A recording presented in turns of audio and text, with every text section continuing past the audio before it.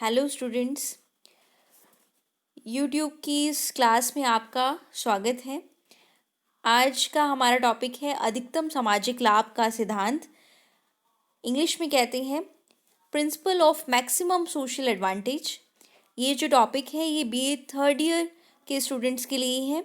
उनकी paper first जो मुद्रा, राजस्व और बैंकिंग है उसमें ये टॉपिक यूनिट 4 में काम आएगा, जिसका नाम है अधिकतम सामाजिक लाभ का सिद्धांत।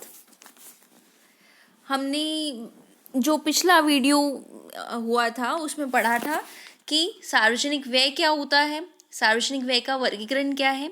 आज हम इसको आगे बढ़ाते हुए अधिकतम सामाजिक लाभ का सिद्धांत के बारे में चर्चा करेंगे, उसके बारे में पढ़ेंगे।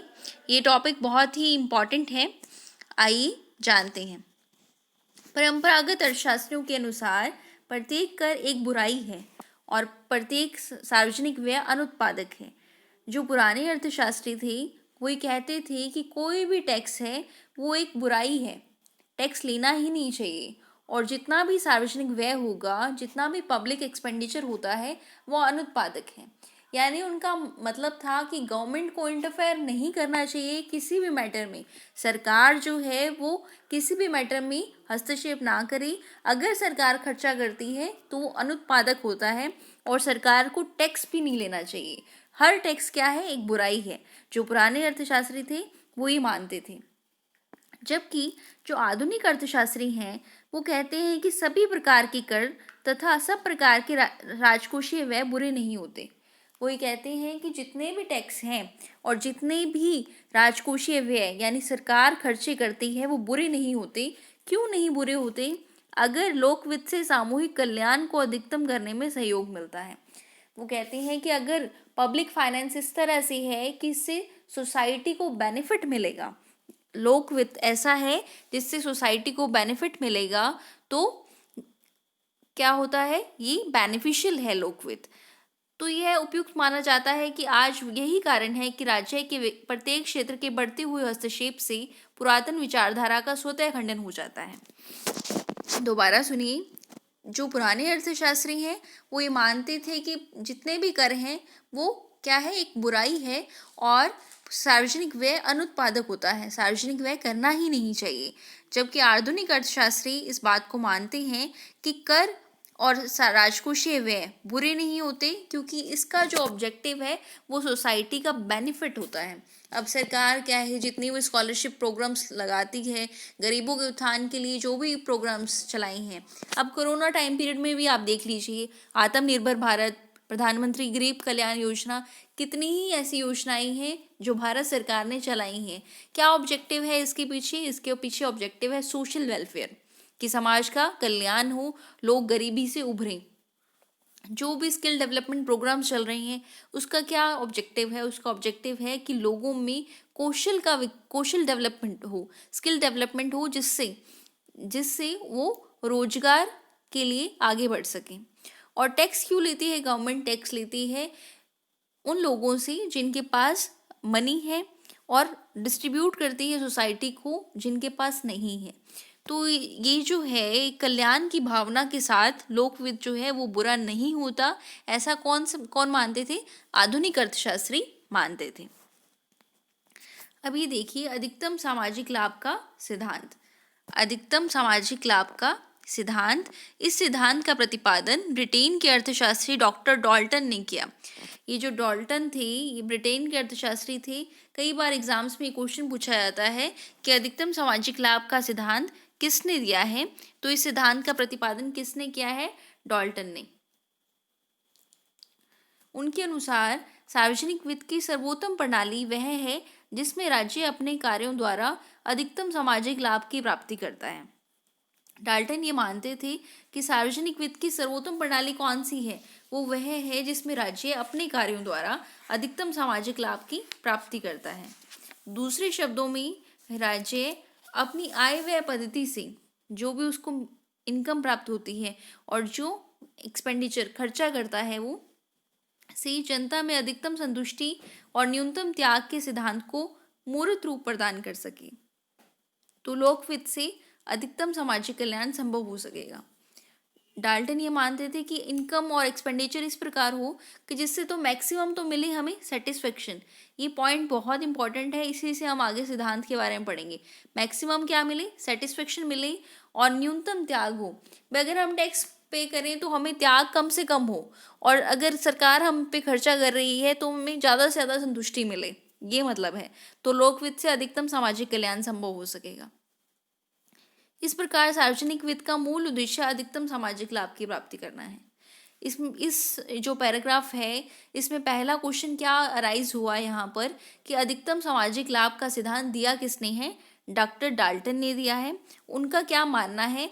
वो ये कहते हैं कि जो लोकवित्त का उद्देश्य है वो अधिकतम सामाजिक लाभ की प्राप्ति है।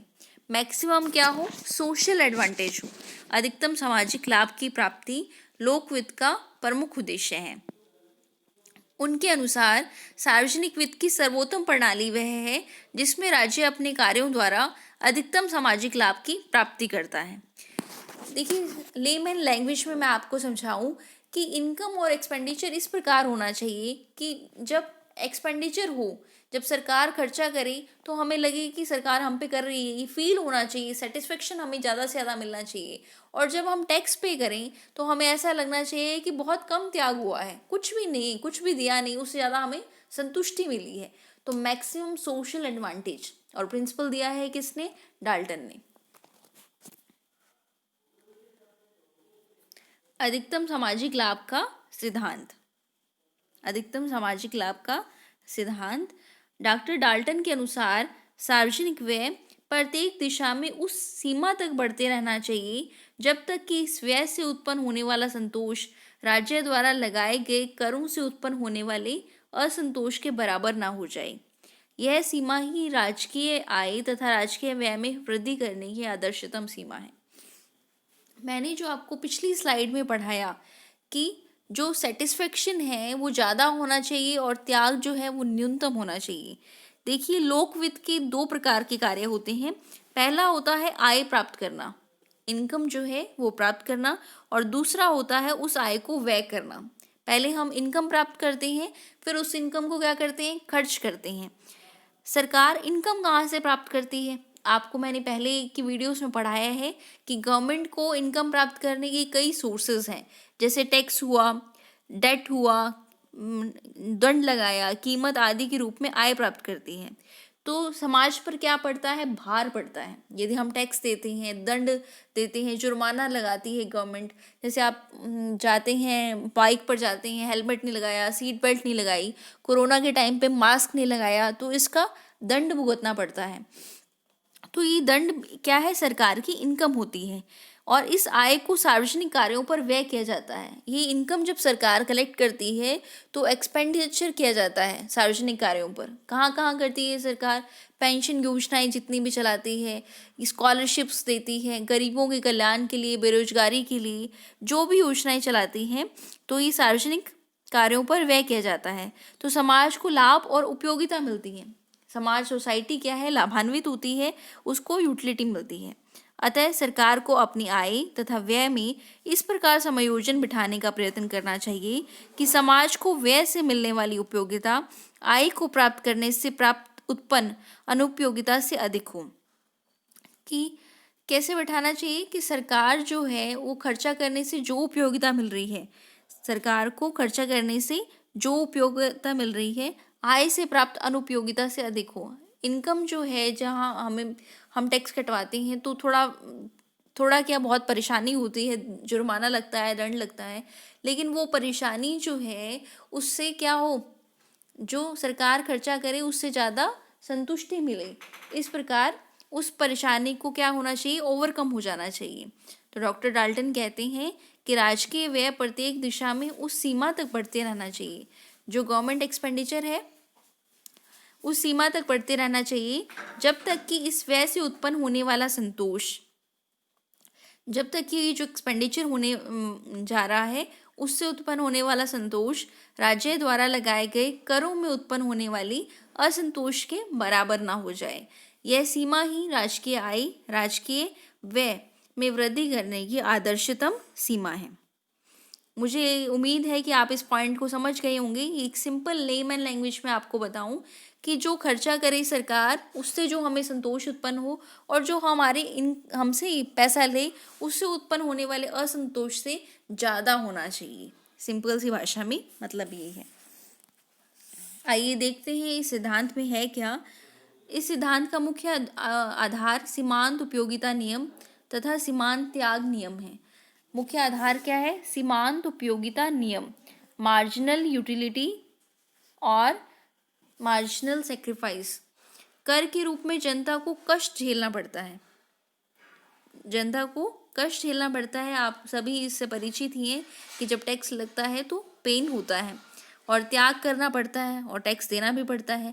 इसे सीमांत सामाजिक त्याग कहते हैं। इसे क्या कहते हैं? सीमांत सामाजिक त्याग। इंग्लिश में कहते हैं मार्जिनल सोशल सेक्रीफाइस। इंग्लिश में कहेंगे marginal social sacrifice, marginal social sacrifice. कर के रूप में जनता को कष्ट झेलना और त्याग करना पड़ता है, इसे सीमांत सामाजिक त्याग कहते हैं। 2 पॉइंट्स आएंगे यहाँ पर, एक तो है सीमांत सामाजिक त्याग और दूसरा है सीमांत सामाजिक संतुष्टि। बस इन्हीं दोनों पॉइंट से आपका ये नियम बनता है।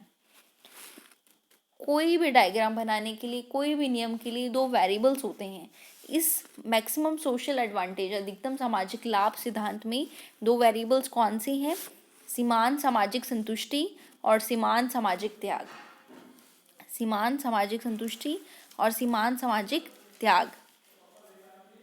एक और तो क्या होता है कि कर के रूप में जनता को कष्ट झेलना पड़ता है, और दूसरी ओर सार्वजनिक व्यय द्वारा उपयोगिता या संतुष्टि मिलती है। जब गवर्नमेंट जो है वो एक्सपेंडिचर करती है तो इससे क्या मिलती है? उपयोगिता मिलेगी और संतुष्टि मिलेगी। इसे कहते हैं सीमांत सामाजिक संतुष्टि। सीमांत सामाजिक संतुष्टि। जैसे जैसे जनता पर कर भार में उत्तरोत्तर वृद्धि की जाती है, जैसे जैसे जनता पर क्या लगाएंगे? टैक्स लगाएंगे, त्यों त्यों करों से सीमांत त्याग में वृद्धि होती जाती है। जैसे जैसे आज 100 रुपये पे कह रहे हैं कि 10% टैक्स लगेगा, 110 रुपये। अगर 100 रुपये पे ज़्यादा टैक्स लगा दें, 120 रुपये, तो क्या होगा? सीमांत त्याग बढ़ता जाएगा। सीमांत त्याग का क्या मतलब है? एक अतिरिक्त इकाई कर लगाएंगे तो कितना त्याग करना पड़ेगा? सीमांत का मतलब होता है एक अतिरिक्त, तो सीमांत त्याग का मतलब है कि यदि 1 इकाई एक्स्ट्रा कर लगाएंगे तो कितना त्याग करना पड़ेगा। जैसे जैसे हम टैक्स बढ़ाएंगे तो सीमांत त्याग क्या होगा? बढ़ेगा। टैक्स बढ़ने से सीमांत त्याग बढ़ जाएगा, और जो सार्वजनिक व्यय में उत्तरोत्तर वृद्धि होती है। और जैसे जैसे गवर्नमेंट एक्सपेंडिचर करेगी, जैसे जैसे गवर्नमेंट एक्सपेंडिचर करेगी, त्यों त्यों एक सीमा के पश्चात सामाजिक संतुष्टि घटती जाती है। वैसे वैसे एक सीमा के पश्चात, एक लिमिट के पश्चात सामाजिक संतुष्टि क्या है? घटती जाती है। इन दोनों परिस्थितियों में एक बिंदु ऐसा आता है जिस पर व्यय से प्राप्त सीमांत उपयोगिता और कर से उत्पन्न सीमांत त्याग दोनों बराबर हो जाते हैं। और इन परिस्थितियों में एक पॉइंट ऐसा आएगा जहाँ पर क्या होगा? जो व्यय करेगी गवर्नमेंट, उससे जो सीमांत उपयोगिता मिलेगी, व्यय करने से जो मार्जिनल यूटिलिटी मिलेगी, कर से उत्पन्न सीमांत त्याग, जो कर पे करेंगे उससे मार्जिनल सेक्रीफाइस जो होगा, दोनों बराबर हो जाते हैं। और इसी बिंदु पर सार्वजनिक आय तथा व्यय की सीमा निर्धारित होती है। मोस्ट इम्पॉर्टेंट पॉइंट है, सार्वजनिक आय और व्यय की सीमा कहाँ निर्धारित होती है? जहाँ मार्जिनल यूटिलिटी और मार्जिनल सेक्रीफाइस आपस में बराबर हो जाती हैं। यही अधिकतम सामाजिक लाभ की स्थिति है। यही क्या है? अधिकतम सामाजिक लाभ की स्थिति। देखिए, आज की इस वीडियो में मैंने आपको पढ़ाया कि पुरातन अर्थशास्त्री क्या कहते थे कि टैक्स नहीं लगाना चाहिए और व्यय नहीं करना चाहिए। टैक्स लगाएंगे तो वो एक बुराई है, और अगर व्यय करेंगे तो वो अनुत्पादक है। लेकिन आज के अर्थशास्त्री कहते हैं कि अगर टैक्स और व्यय सोशल वेलफेयर के लिए हो, जिसके पास ज़्यादा है उससे टैक्स लेकर उसको दें, जिसके पास कम है सोसाइटी का बेनिफिट हो, तो टैक्स क्या है? बहुत अच्छा है। टैक्स एक बुराई नहीं है, और सार्वजनिक व्यय जो है वो भी अच्छा है, वो अनुत्पादक नहीं है। ये किसके विचार हैं? आधुनिक अर्थशास्त्रियों के। फिर मैंने आपको बताया कि इस अधिकतम सामाजिक लाभ का सिद्धांत किसने दिया, और ये क्या कहता है कि व्यय से जो अधिकतम संतुष्टि मिले वो न्यूनतम त्याग के सिद्धांत को मूर्त रूप प्रदान कर सके। और सार्वजनिक वित्त का मूल उद्देश्य क्या है? अधिकतम सामाजिक लाभ की प्राप्ति। फिर हमने पढ़ा कि डॉक्टर डाल्टन क्या कहते हैं कि वह प्रत्येक दिशा में उस सीमा तक बढ़ते रहना चाहिए कि इस व्यय से उत्पन्न होने वाला संतोष राज्यों द्वारा लगाए गए करों से उत्पन्न होने वाले असंतोष के बराबर हो जाए। और फिर हमने इस सिद्धांत की व्याख्या की। आज की इस वीडियो में इतना ही। कल हम पढ़ेंगे इस सिद्धांत को एक टेबल के रूप में कि कैसे सार्वजनिक त्याग जो है, सामाजिक त्याग जो है वो धीरे धीरे बढ़ता जाएगा और जो सामाजिक संतुष्टि है वो धीरे धीरे कम होती जाएगी और जो अधिकतम सामाजिक लाभ की स्थिति है वो किस बिंदु पर आएगी। इस सिद्धांत की क्या आलोचनाएं हैं, क्या कमियां हैं और क्या निष्कर्ष है, ये हम नेक्स्ट वीडियो में पढ़ेंगे। आज के लिए इतना ही। अगर आपको कोई डाउट है, कुछ क्वेश्चन पूछना चाहते हैं तो आप कमेंट सेक्शन में डाल सकते हैं। धन्यवाद।